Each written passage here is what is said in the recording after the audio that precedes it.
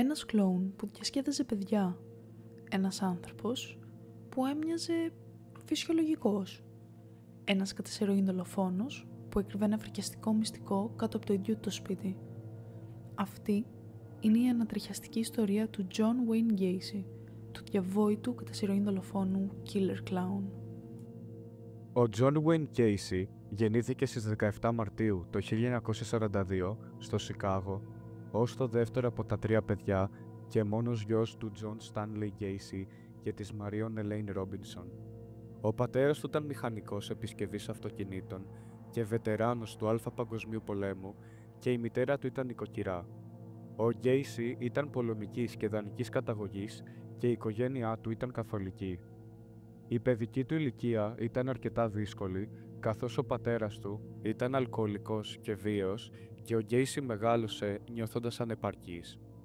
Παρόλο που προσπαθούσε να γίνει αποδεκτός, ο πατέρας του τον θεωρούσε αδύναμο και τον υποτιμούσε συχνά, αποκαλώντας τον ηλίθιο και συγκρίνοντας τον απαξιωτικά με τις αδερφές του, ενώ εκείνος προσπαθούσε να δείξει το αντίθετο πρόσωπο στην κοινωνία.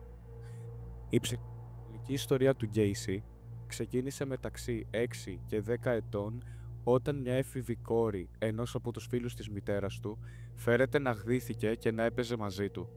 Ο Gacy κακοποιήθηκε σε νεαρή ηλικία από έναν οικογενειακό φίλο και εργολάβο και μεταξύ 10 και 12 ετών ο Gacy και ένας φίλος του κατηγορήθηκαν ότι χάιδευαν σε ένα νεαρό κορίτσι.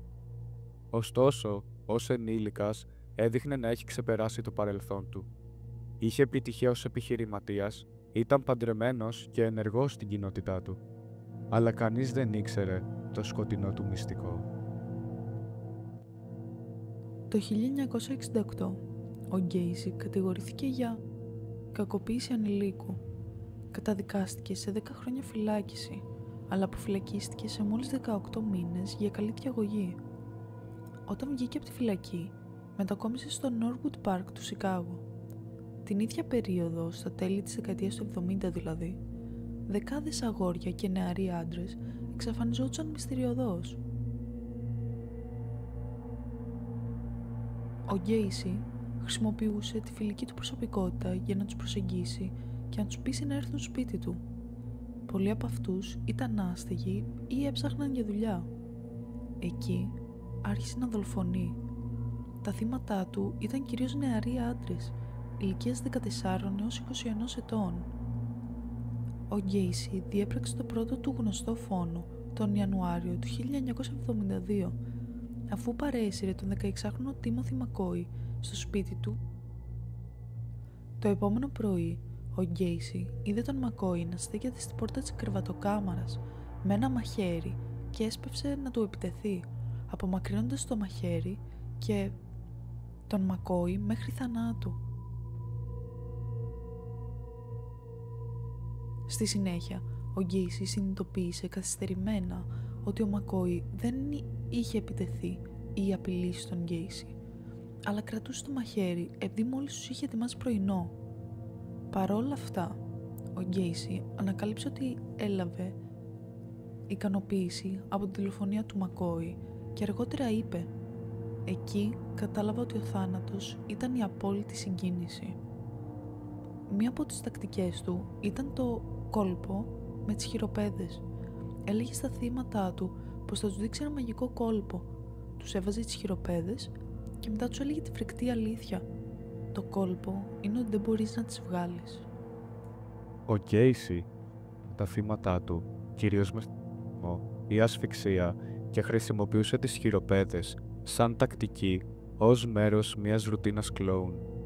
Συνήθως έδαινε τα χέρια τους πίσω από την πλάτη τους και μετά τα απελευθέρωνε με ένα κρυφό κλειδί.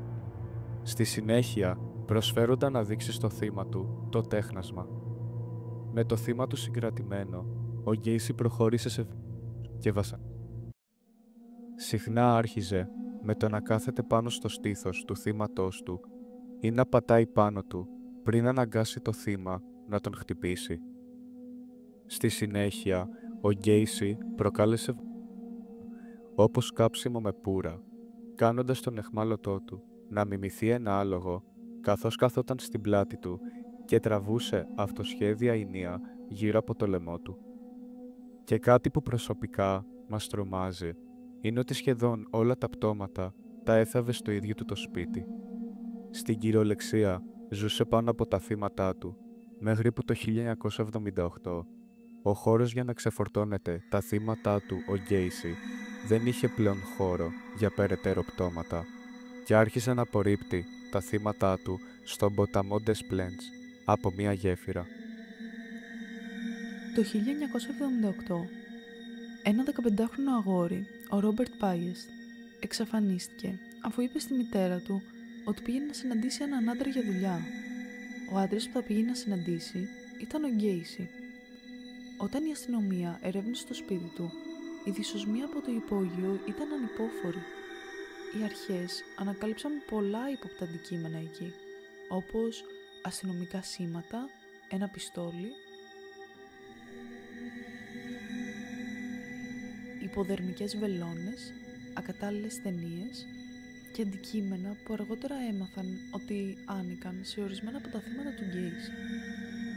Όταν άρχισαν να σκάβουν, βρήκαν το πρώτο πτώμα και μετά το δεύτερο και μετά το τρίτο. Συνολικά ανακαλύφθηκαν 29 πτώματα κάτω από το σπίτι του και άλλα 4 στο ποτάμι κοντά στην περιοχή. Ο John Wayne Gacy είχε σκοτώσει τουλάχιστον 33 ανθρώπους. Η δίκη του ξεκίνησε στις 6 Φεβρουαρίου του 1980. Με τον Gacy να έχει ομολογήσει τα εγκλήματά του, τα επιχειρήματα επικεντρώθηκαν στο αν θα μπορούσε να κηρυχθεί τρελός και έτσι να παραμείνει σε κρατική ψυχιατρική εγκατάσταση. Ο Gacy πέρασε εκατοντάδες ώρες με γιατρούς στο Menard Correctional Center και υποβλήθηκε σε μία σειρά από τεστ ψυχολόγων.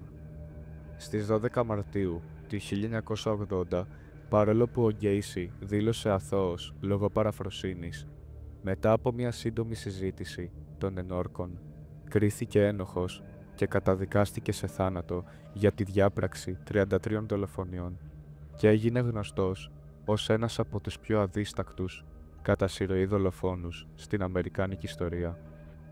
Όταν καταδικάστηκε, ο Gacy μεταφέρθηκε στο σοφρονιστικό κέντρο Menard, όπου παρέμεινε σε θάνατο για 14 χρόνια. Απομονωμένος στο κελί της φυλακής του, ο Gacy άρχισε να ζωγραφίζει με το έργο τέχνης του να παράγεται περιστασιακά μέσω παραγγελίας. Αντλούσε έμπνευση από διάφορες πηγές για τα έργα τέχνης του, απεικονίζοντας θέματα τόσο διαφορετικά όσο η κλόουν συμπεριλαμβανομένου του ίδιου Pogo the Clown και μια μεγάλη ποικιλία θεμάτων, όπως ο Αδόλφος Χίτλερ, ο Έλβις Πρίσλεϊ και οι 7 Νάνοι. Το πρωί της 9ης Μαΐου 1994, ο Gacy μεταφέρθηκε στο σοφρονιστικό κέντρο Stateville για να εκτελεστεί. Εκείνο το απόγευμα του επετράπη ένα ιδιωτικό πικνίκ στο χώρο της φυλακής με την οικογένειά του. Για το τελευταίο του γεύμα, ο Gacy παρήγγειλε έναν κουβά KFC, τηγανιτές πατάτες, μία ντουζίνα τηγανιτές γαρίδες, φρέσκες φράουλες και μία διαιτητική κοκακόλα. Την ακριβώς επόμενη μέρα, στις 10 Μαΐου 1994, μετά από χρόνια αναμονής, εκτελέστηκε με θανατηφόρα ένεση.